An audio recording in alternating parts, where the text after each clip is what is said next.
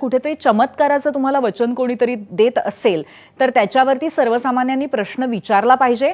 आणि त्याचबरोबर दुसरी गोष्ट म्हणजे जेव्हा आपण शास्त्र म्हणतो तेव्हा आपल्याकडे एक मोठी ग्रंथ परंपरा आहे, वेद परंपरा आहे, त्याच्यावरती आधारित जे गुरु असतात त्या गुरूंवरती आपण विश्वास ठेवला पाहिजे, चमत्कारी बाबांवर नाही, असंच म्हणायचं ना आपल्याला।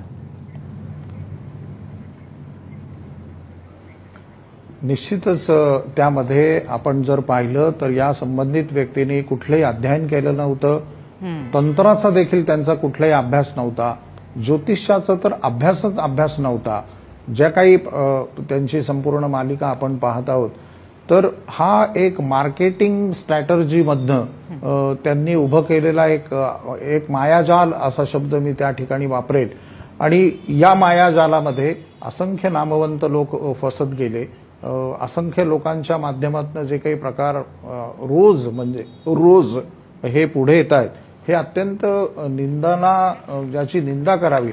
नाशिक वेदांची परमभूमी आहे, वेदांचा फार मोठा अभ्यास म्हणजे प्रभू रामचंद्र ज्या वेळेला इथे आले त्यावेळेला त्यांनी खरदूषणादी संपूर्ण मंडळींना या ठिकाणी हटवून पुन्हा धर्मस्थापना जी केली, नाशिक ही पुण्यभूमी 8800 वर्षाचा नाशिक शहराचा तत्कालीन इतिहास आहे। आणि या नाशिकमध्ये असंख्य वेद अध्ययन, दशग्रंथ अध्ययन करणारी अत्यंत नामवंत घराणी, 300 वर्षाचा ज्यांच्या घराचा इतिहास आहे, जे वेदपारंगत आहे, अशा व्यक्तींची नाचक्की आणि वास्तविक पाहता हे नाशिकचे नाहीच आहेत। म्हणजे मी संपूर्ण मीडियाला देखील असं म्हणेल की ही संबंधित व्यक्ती काही संपूर्ण नाशिकची नाही, नाशिकमध्ये त्याचं कार्यालय